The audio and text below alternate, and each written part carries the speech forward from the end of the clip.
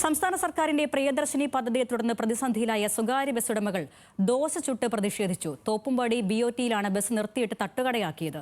KSRTCക്ക് സമാനമായി സ്വകാര്യ ബസ്സുകളിലും സ്ത്രീകൾക്ക് സൗജന്യ യാത്ര അനുവദിച്ച് ടിക്കറ്റ് തുക സർക്കാർ നൽകണമെന്നാണ് ഇവരുടെ ആവശ്യം. ആവശ്യങ്ങൾ അംഗീകരിച്ചില്ലെങ്കിൽ സൂചനാ പണിമുടക്കിലേക്ക് നീങ്ങാനാണ് ഇവരുടെ തീരുമാനം.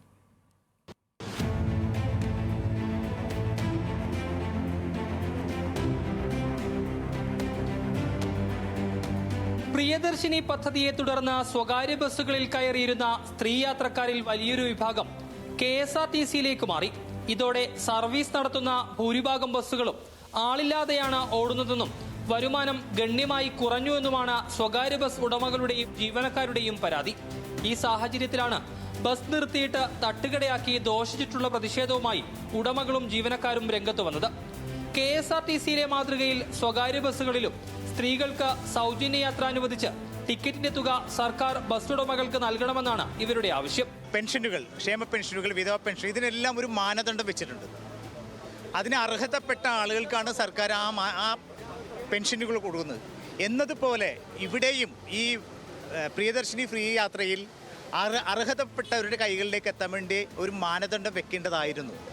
അതല്ലെങ്കിൽ ഞങ്ങളെ ഈ ബാധിക്കപ്പെട്ട ബസ് ഉടമകളാണ്, ബാധിക്കപ്പെട്ട സ്വകാര്യ ബസ്സുകളെ അന്വേഷിച്ച് കണ്ടെത്തി അവരെ സർക്കാരിൻ്റെ കൂടെ നിർത്താനായിട്ട് അതിൽ ഏറ്റവും പ്രധാനപ്പെട്ട് ചെയ്യേണ്ടത് ഡീസലിന് ഒരു മാന്യമായ സബ്സിഡി കൊടുക്കാന്നുള്ളതാണ്. സൗജന്യ യാത്രയ്ക്ക് പുറമെ വിദ്യാർത്ഥികളുടെ യാത്രാ നിരക്കിനത്തിൽ ലഭിക്കുന്ന കൺസെഷൻ തുക വർദ്ധിപ്പിക്കുക, ഡീസലിന് സബ്സിഡി അനുവദിക്കുക, പ്രിയദർശിനി പദ്ധതിയുടെ ആനുകൂല്യം അർഹതപ്പെട്ടവർക്ക് മാത്രമായി പരിമിതപ്പെടുത്തുക തുടങ്ങിയ ആവശ്യങ്ങളും അസോസിയേഷൻ മുന്നോട്ട് വയ്ക്കുന്നുണ്ട്. ഇരുന്ന് തുരുമ്പിക്കണതിൽ നല്ലത് തേഞ്ഞു തീരുന്നതാണ്. ഈ കിട്ടുന്ന 800 ആണെങ്കിൽ 800 ഒരു പ്രതീക്ഷയാണത്.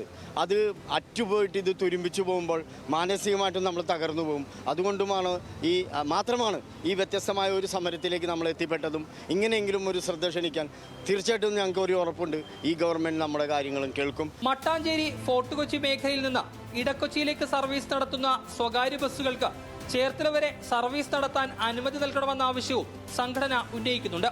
ആവശ്യങ്ങൾ പരിഗണിച്ചില്ലെങ്കിൽ സൂചനാ പണിമുടക്കടക്കമുള്ള സമരപരിപാടികളിലേക്ക് കടക്കാനാണ് ഇവരുടെ തീരുമാനം.